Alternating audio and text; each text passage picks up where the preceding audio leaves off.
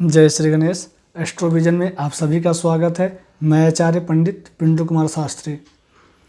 जैसा कि दोस्तों हम पिछले वीडियो में बताते चले हैं कि सूर्य नारायण के नेगेटिव और पॉजिटिव यानी अस्त के हों और उच्च के हों तो क्या फल मिलता है।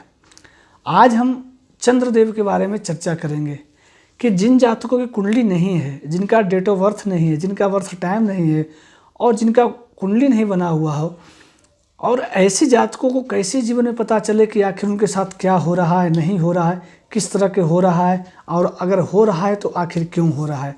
तो दोस्तों आप अपने कार्यों से, आप अपने सोचने के तरीका से जान सकते हैं कि आपके कुंडली में किस तरह का क्या साइड इफ़ेक्ट है, कौन से ग्रह का साइड इफ़ेक्ट है।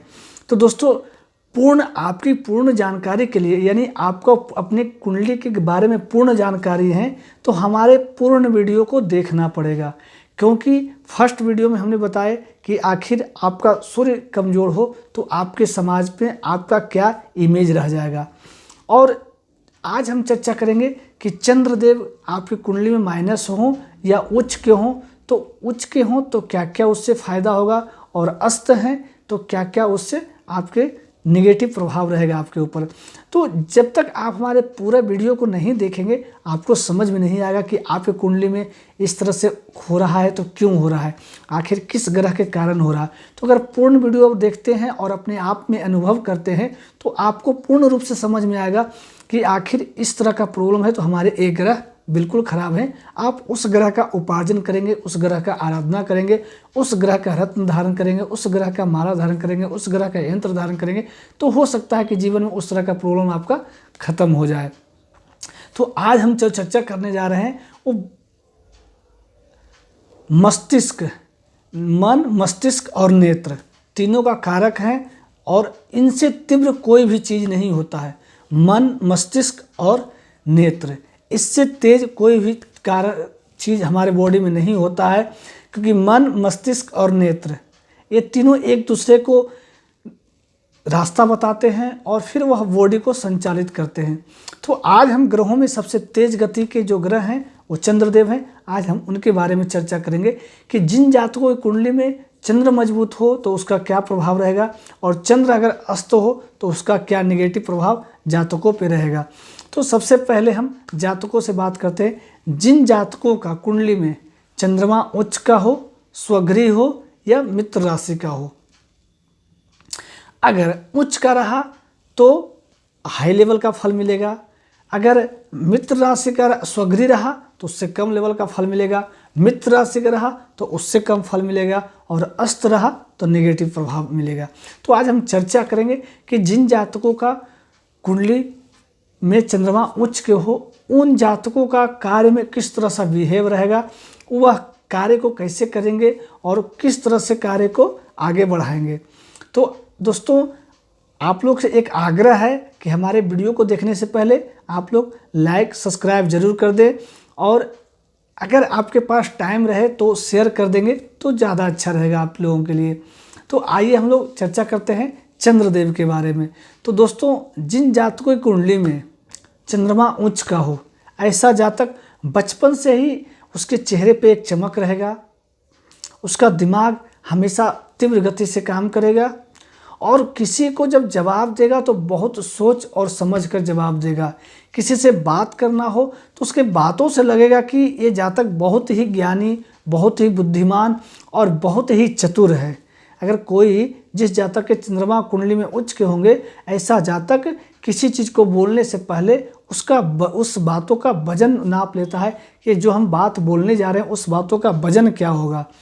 और जिन जातकों को चंद्रमा उच्च के होते हैं, ऐसा जातक बिना कार्य का कभी भी किसी के कामों में इंटरफेयर नहीं करते हैं, यानी कभी किसी के कामों में वो लोग दखलंदाजी नहीं करते हैं। जिन जातक का चंद्रमा उच्च का होता है, जिन जातकों का चंद्रमा उच्च का होता है, ऐसे लोग अच्छे कपड़े पहनेंगे, हमेशा अच्छी बातें करेंगे, धार्मिक बातें करेंगे, और हमेशा हंसमुख चेहरा रहेगा, उनका चेहरे पर एक चमक रहेगा। और ऐसा जातक चाहे जितना भी मलिन हो, उनके चेहरे पर एक अलग सा चमक दर्शाता रहेगा। जिन जातकों का चंद्रमा उच्च का होता है, और जिन जातकों का चंद्रमा उच्च का होता है वो लोग बचपन से ही दिव्य, उन लोग के अंदर आकर्षण शक्ति होता है, यानी न चाहते हुए भी लोग उसको दोस्त बनाना, उसके साथ बातें करना, उसके साथ संगति करना, उसके साथ घूमना, उसके साथ पढ़ना, न चाहते हुए भी लोग उसके प्रति आकर्षित हो जाते हैं, जिन जातकों का चंद्रमा उच्च का होता है। जिन स्त्रियों का चंद्रमा उच्च का होता है, ऐसी स्त्री बोलने में एक्सपर्ट होती है, बोलने में दिमाग उन लोग का तेज होता है, किसी चीज़ को आकर्षण करना हो वो उनके पास शक्ति होता है, आकर्षण शक्ति होता है, कहीं पर अपना काम निकालना हो तो वो लोग बहुत ही चतुर नार होते हैं। यानी जिन स्त्री और पुरुष का चंद्रमा उच्च का होता है, ऐसे व्यक्ति बिना मतलब के कभी किसी के जीवन में दखल अंदाजी नहीं करते हैं। ये लोग बहुत ही चतुर, बहुत ही सियाने और काम निकालने में ये लोग माहिर होते हैं, जिन जातकों का चंद्रमा उच्च का होता है। जैसे कि किसी जातक का वृष राशि का चंद्रमा हो गया, कर्क राशि का चंद्रमा हो गया, मीन राशि का चंद्रमा हो गया, धनु राशि का चंद्रमा हो गया, ऐसे जातक अगर कहीं काम निकालना हो तो ये लोग बहुत ही मीठे अंदाज से, एक हमेशा चेहरे पे मुस्कान लेकर और एक बहुत ही चालाकी से अपने काम को ये लोग अंजाम देते हैं, जिन लोगों को चंद्रमा उच्च का होते हैं। यानी समाज में ये लोग अपने दिमाग से, अपने बोलने की तरीका से ये लोग सम्मानीय हो जाते हैं और इन लोगों का काम बहुत ही आसानी से लोग कर देते हैं। यानी इनका जो बोलने का शैली होता है वो व्यावसायिक बोलने का शैली होता है, यानी इनके आवाज़ में हमेशा मधुरता होगा। जैसे कोई व्यवसायी किसी सोने को, व्यापारी को बेच रहा हो और वो जितना मधुरता से बोलेगा उसी मधुरता से वह व्यक्ति बोलेगा, जिस व्यक्ति का चंद्रमा उच्च का हो, या स्त्री हो या पुरुष हो। और जिन जातकों का चंद्रमा उच्च का होता है वह माता प्रिय होते हैं, पत्नी प्रिय होते हैं, स्त्री प्रिय होते हैं। जिन जातकों का चंद्रमा उच्च का होता है, जिन जातकों का चंद्रमा उच्च का होता है, उसकी माँ उनको बहुत ही आदर सत्कार करती है, माता की प्रिय होती है। जिनका चंद्रमा उच्च का होता है उनकी स्त्री उनको बहुत रिस्पेक्ट करते हैं, इज्जत करते हैं, बहन से उसके अच्छे संबंध होते हैं, उस जातक का बहन से बहुत सा प्यार लगाव होता है। यानी स्त्री पक्ष की सारी सुविधाएं उस जातक का मजबूत होता है, यानी अपने आंटी से, अपने मौसी से, अपने ताई से, दादी से, हर व्यक्ति से वह सम्मानीय होता है और हर व्यक्ति उस जातक को रिस्पेक्ट करते हैं और उसके बातों को केयर करते हैं, जिन जातकों का चंद्रमा उच्च का होता है।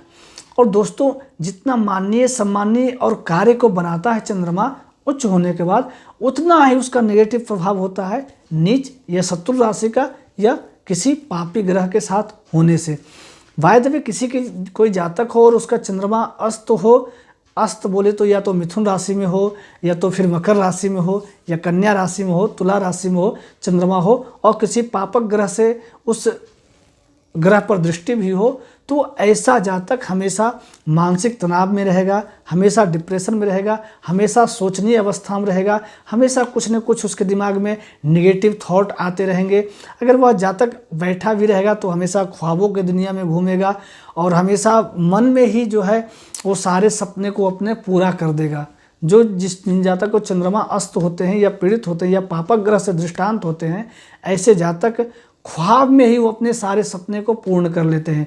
यानी वह मेहनत करके तो कर नहीं सकते, अपने ख्वाबों में, यानी अपने मन के पूरे मन में ही अपना वो बना लेते हैं, हमको ये करना है, इस तरह से करना है, और वही घर कर जाता है और वही तनाव और डिप्रेशन का संकेत बना देता है जिन जातकों का चंद्रमा अस्त होता है। दोस्तों, चंद्रमा उच्च होकर जितना वह बेनिफिट देता है, जितना वह फायदा देता है, और माइनस होने पर बहुत ज़्यादा नेगेटिव प्रभाव होता है। नेगेटिव प्रभाव क्या होता है कि कभी भी आपको स्त्री रिस्पेक्ट नहीं करेगी, माता के तरफ से कभी मान सम्मान नहीं मिलेगा, आपका उतना घर परिवार में महत्व नहीं होगा, आप हमेशा बिना सोचे समझे बात करेंगे, आप पढ़ लिख कर भी मूर्ख के समान बोलेंगे। अगर आपका चंद्रमा अस्त है, हमेशा आपका लड़ाई झगड़ा होता रहेगा, हमेशा आपके साथ नेगेटिव कार्य होते रहेंगे, हमेशा आपके साथ फ्रॉड होगा, हमेशा आपका धोखा मिलेगा और आप ब्लड प्रेशर का रोगी पेशेंट भी हो सकते हैं। हमेशा सर में चोट लगने का संकेत रहेगा। यानी बहुत तरह का साइड इफेक्ट अगर आपके साथ प्रॉब्लम में आ जाता है, अगर किसी जातक का चंद्रमा अस्त हो या पापा ग्रह से दृष्टांत हो। तो कहीं आपके जीवन में भी इस तरह से प्रॉब्लम तो नहीं होता हो, जैसे कि हमेशा सर में दर्द रहना, हमेशा डिप्रेशन में रहना, हमेशा तनाव में रहना, हमेशा लोगों से डांट दबाव सुनते रहना और हमेशा ख्वाबों में घूमते रहना, यानी हम ऐसे करेंगे ऐसे करेंगे और ख्वाबों में घूमते रहना। हमेशा जब भी आप किसी से कुछ बोलेंगे तो उससे आपका लड़ाई हो जाना, वो आपका बात नहीं मानना, आपके साथ बुरा बर्ताव करना। यानी अगर इस तरह से प्रॉब्लम हो रहा हो तो समझ लीजिए कि आपकी कुंडली में जो है वो चंद्रमा बिल्कुल खराब है। और चंद्रमा जब खराब होगा तो कभी भी स्त्री आपकी सम्मान नहीं करेगी, माता के तरफ से कभी सम्मान नहीं मिलेगा, आपके दादी आंटी कभी भी आपको पॉजिटिव नज़रिया से नहीं देखेंगे, कभी उनकी तरफ सम्मान नहीं मिलेगा।